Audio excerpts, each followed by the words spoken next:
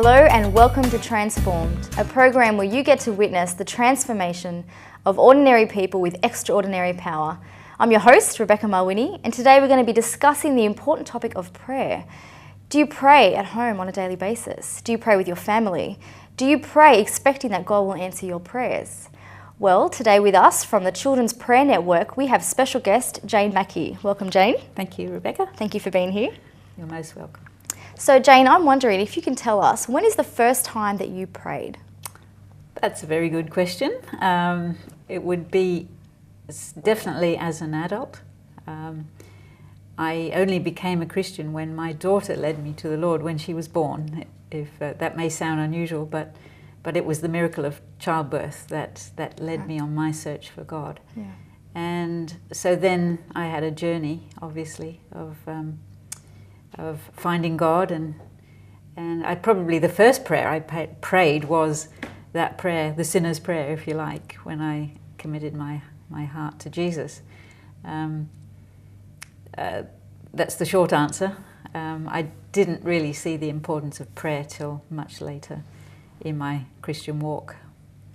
So when you became Christian and you started a relationship with Jesus, obviously you prayed on a regular basis. Tell me, how did prayer change your life? I think initially it wasn't so life-changing. It was more of something that I felt I should do, was pray. And I think I read several books on prayer and probably tried different methods. You know, I would probably have lists where I prayed daily for a while, and then I might try other things. I think I did some prayer and fasting. But it was really only when I began the Children's Prayer Network that I really understood the importance of prayer. Yeah. So someone who didn't see the importance of prayer, how did you start the Children's Prayer Network? Yes, it's unusual how God chooses people, isn't it? Yeah. Because I still today don't see myself as a great prayer leader. I lead children in prayer, but they're the ones who do the praying mostly. I think my prayer is not my major gift, as it were.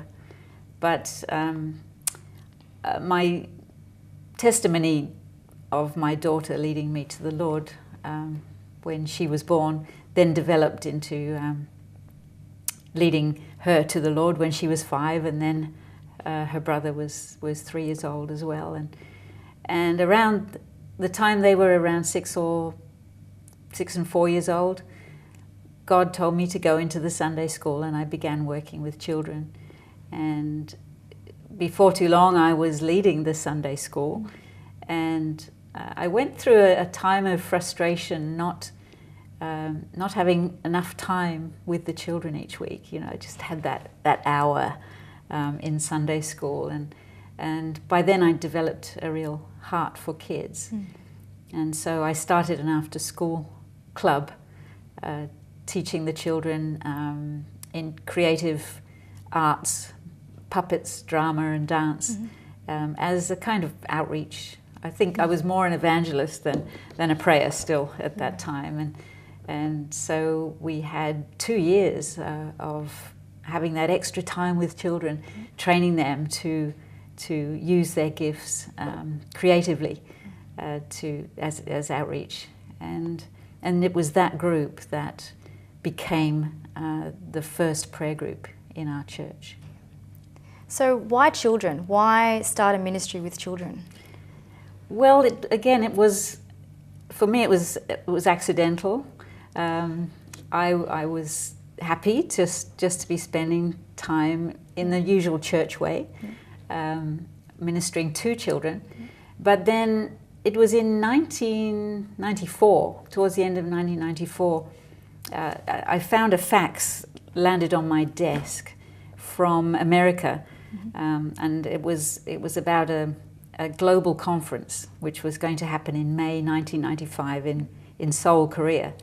And it was the global consultation on world evangelization, and it was for 5,000 world church leaders, but Wow. They were looking for 50 children to attend the conference as praying delegates. Wow.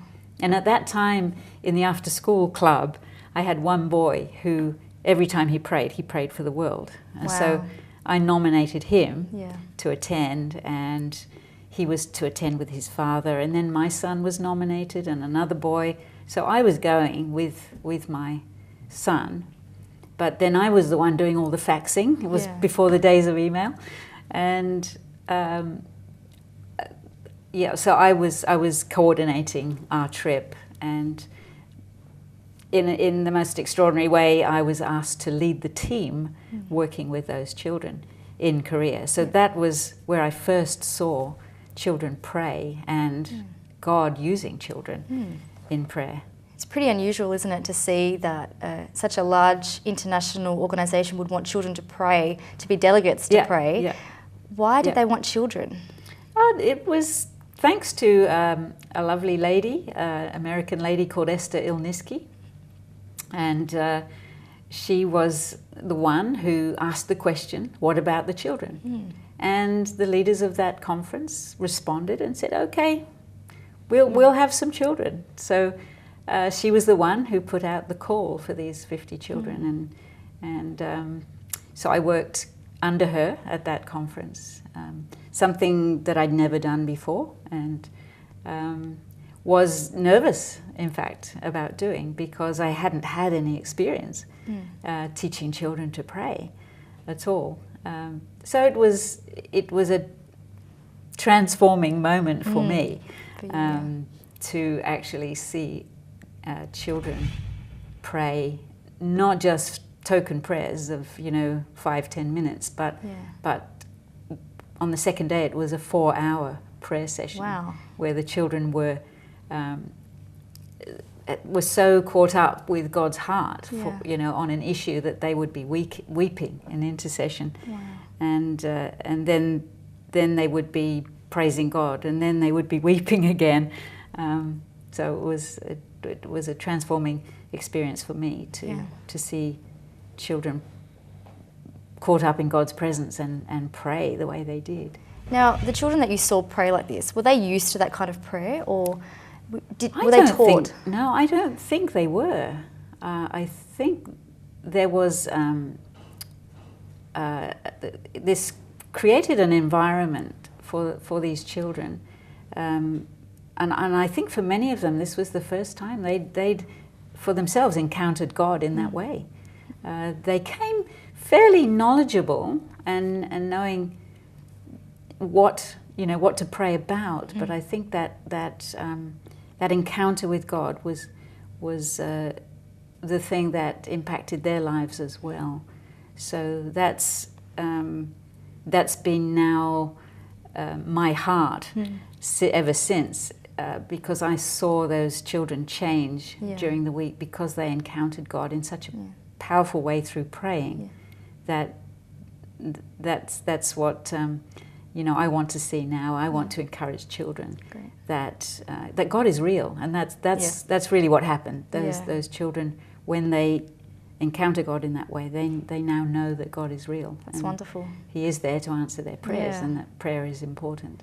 So from that conference, then, how did you end up starting the Children's Prayer Network? Yes, it was. I had already started. Because of this event, I felt to change that puppets, drama, dance group to a prayer group. And so we started our first after-school prayer group in our church. It was an Anglican church. And the children came every Thursday after school for a 2-hour prayer meeting. So we had already started in February of that year. This was now May. Yeah. And but on the plane back from Korea, it was organised that I would sit next to Mel Garvin, who at that time was leading Fusion, and he was leading the AD 2000 movement, which was what this conference was about, that the gospel would reach the world by the year 2000. So it was organised that I would sit next to him on the way back, and I told him what had happened, because the children were fairly separate, obviously, from the 5,000. So I told him of my experience there, and he asked me if I would like to start a children's prayer network. It was a time where there was a lot of networking happening in Australia. So it's a very unusual movement, the Children's Prayer Network. Did you receive any opposition when you started? Not really. Nothing significant. No, it was interesting because I always knew that children had gifts, because when I was running Sunday school, because I didn't have a church background, teenagers were my leaders, and so I naturally let children do all sorts of things, which I realize now was a little bit unusual, and I think people were surprised that children were able to do the things that I allowed them to do, and at first we would be invited. Because I think prayer was seen as a cute thing for children to be doing, and so it wasn't so much opposition as I think surprise that it was much more than prayer, that these children were able to actually speak and hear from God and pray for people and minister in their own right. Really, I think it was a shock and a surprise to some people. Probably there were people who were opposed, but it didn't make it difficult for us. No. So children aren't usually, I guess, from my experience, used in churches in big ways. There's the drama, there's the craft, there's the classic Sunday school, but because they're children, they're not really encouraged to take a big part in God's kingdom until they're adults. That's right. How have you seen God use this network to really empower children? Just simply giving them the opportunity is the main thing, and I suppose we created a model of that. We travelled, we received invitations to take teams of children, and so from the word go, I would always take children with me wherever I was asked to speak, and they were their own examples of how God uses children. God has always used children. The Bible is full of examples of God using children, so that hasn't changed. Unfortunately, there is a strong mindset that children are there to be ministered to, and but there is a change. I do see a change in the church now that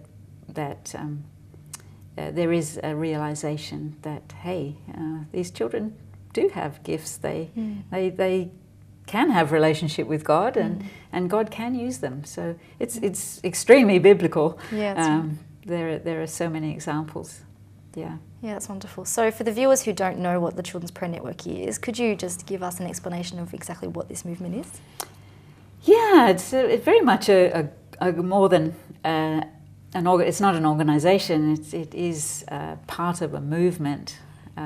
God is raising up this generation in a powerful way to be not just agents of prayer, but agents of transformation.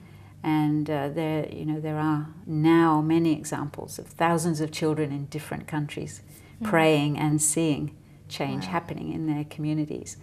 So the Children's Prayer Network was I believe created as a model, one way of helping children to pray. I think there are many models in the world. There are different ways of engaging children in prayer, and ours is just one way, one model that God led us to establish, and so we travel with that particular model. So we've learned a lot. It's been very much a pioneering movement where we've tried things. It was very experimental in the beginning, so we used to try things. So we know very much, things that work and things that don't work. So we started our weekly prayer group, and in a few years we were having several after-school prayer groups running each week. We had camps, prayer camps, and then we had prayer workshops and prayer rallies, and our first prayer conference was in 1999, where the children themselves were the speakers. Wow. So, could you tell us about that?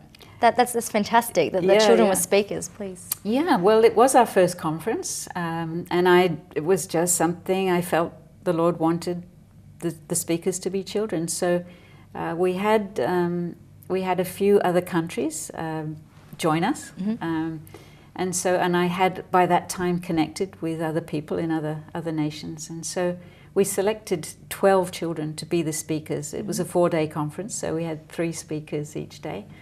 They were aged 10 to 16, the speakers, and I didn't ask them to present to me what they were going to speak about. I trusted them fully that God would show them. And I think the last speaker was the youngest, Andrew, and he was 10 years old, and we were all just amazed at this 10-year-old boy who walked up to the podium with his Bible and really did a very serious message. The exciting thing, I think, was that after each message, the child speaker would have an altar call, would have a challenge, and after every message the altar was filled with children on their knees, and many of them weeping. That's exciting. It was called Kids on Fire, and it was God's fire. It was they were weeping in repentance, many of these children. They were challenging each other with these messages. It was an extraordinary conference, very, very powerful. Now, Jane, I believe we have some footage of that conference back in 1999, so how about we take a look at that right now? I'm 10. The Lord's just been moving through us in Coringo Lighthouse for the last, it's not quite a year, but He's been really moving. We were only a few people at the start, then heaps of kids from our church came. A high percentage of the kids from our church have been coming. And I just wanted to talk to you today about Cain and Abel and how God wants to give you to give yourself up as a living sacrifice. So I believe that God called me here to come be with you at this conference and talk to you about what He gave me. Before you come onto the stage, or before you come talk to the people or minister to them, tell them about God.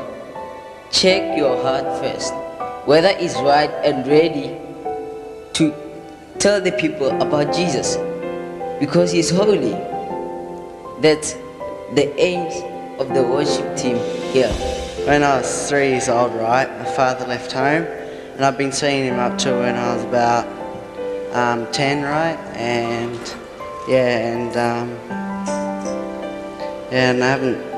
then he hadn't seen me for 4 years, and I went over to Argentina, and they had Sydney Jacobs asked for an altar call about parents asking for forgiveness for leaving homes and that, and asking us to forgive them. And I just had a lot of hurts from him leaving and not seeing him, and so I forgave him there and just started crying and gave him up to God, and God really filled my life then.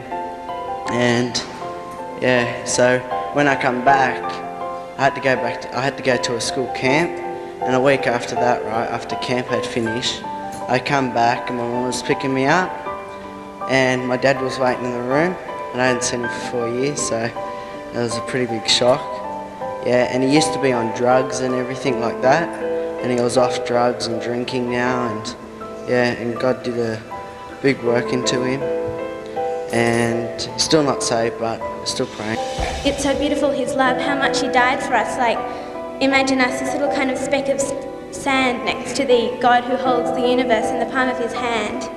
Yet He just died for us. Like, we so didn't deserve it, and we just this thing, but God cared for us so much, and He loved us so much that He just died for us. And I just can't comprehend that love so much that he just came down when we so didn't deserve it. And he suffered so much, like he was separated from his father for 2 days, and he went through all that suffering and took every single one of your burdens and your pains, and he knows every single one of them. And I just believe we can't just turn our backs on that and the cross and just live our life just with maybe a little bit of that blessing that we've got from the cross. We can't just turn away and think, oh well, yeah, Jesus died, oh well, I'll just have my 2 faces of God. I'll be how I want to be at school. I mean, I'll do my little things at church, but when I get back at school or at work, I'll just hang out again and be how my friends want me to be. But God just wants your whole life, and he wants everything. We can't just turn away and just take a little bit of the cross. I've been a Christian for about 6 years, and it's been a roller coaster ride like that. Just spiritual highs and spiritual lows. And over the past few months, I've been probably in the biggest struggle in my life with my relationship with God. I just struggling with rebellion, lust and impure thoughts and things like that, swearing and selfishness, and sort of bring it out. This was really hard for me to even think about God, and there's never a time in my life I don't think I'll ever not know there is a God, but whether I choose to follow him is another matter. And it was a time where I didn't want to follow him, and I was having a real struggle. However, in the past week, I really feel that God has just done something in my life. It was almost a day, almost a point in time where I can pick it that he just broke through my life. And it was almost that I could just feel my relationship building back up. And I still struggle with those things, but it's just, I feel I've overcome that period that it was, that hard time. My name's Francois, and I'm 14 from South Africa. And before I start, I just want to say something. You know, we heard from Auntie Jane or Uncle Paul or someone that before God can really start doing awesome works, we have to clean our hearts and surrender to him. And I think with laying down our burdens before the cross last night, that was the final step. And God is just unleashing his awesome power now, and I hope it will continue. Something that I find hard being a Christian is allowing God to lead my life. Sacrificing my life to God to take control and trusting him in every step I take. Wow, that was amazing. Thank you so much for bringing that in. Could you tell us in a brief summary, what is the ministry up to? Well, it's been 16 years since 1995 when we launched the network, and as I was saying, conferences, that was the first conference. We've had many more. We've taken teams of children to many, many countries. Yep. In those 16 years, I've been to now something like 35 different countries, wow. And many of those several times. Wow. And so, but what's amazing is that now, as I said before, there's strong evidence that there are probably hundreds of thousands of children, well, thousands of children now praying around the world. Yeah. So it's incredibly humbling to think that we've played a part in that. So it's very, very exciting, and you know, it'll be great when Australia can say that we also have thousands of children praying here as well. So I'm expectant of that day. Yeah, that's good. It's amazing to hear, Jane, just how God is using children around the world for his glory. So just as we close, is there anything that you would like to say to our viewers? Yes, you know, when I was invited to Korea back in 1995, nobody could tell me what I was going to do there. And I wanted to say that the only thing I heard from God was, go and be yourself. And so I love to be an encouragement to the body of Christ, to each person, that each one of you is specially and uniquely gifted and anointed for a special task that God has given you. And not to try and be like anybody else. The church doesn't need another Jane Mackie. Each one of you is gifted uniquely, and it's just a question of hearing his call and being obedient to that call. And the other thing was, I've always considered myself just to be an ordinary housewife doing things that I've never done before. And we're just in those days where God is using ordinary people to do extraordinary things. So I just encourage each one of you to pray, but also listen and hear from God. What is it he wants you to do? You can be a transformer for him. Jane, thank you for coming on the show with us today, and I hope that God would continue to use you and your ministry to really transform children around the world. Thank you. Viewers, I hope today that you were encouraged as we talked about prayer. I hope that you really, understand the power there is behind prayer, and that God wants you to come to him, intentional prayer, regular prayer, as he's waiting to use you, no matter who you are, no matter where you are. Thank you so much for joining us today on Transformed. Until next time, may God bless you.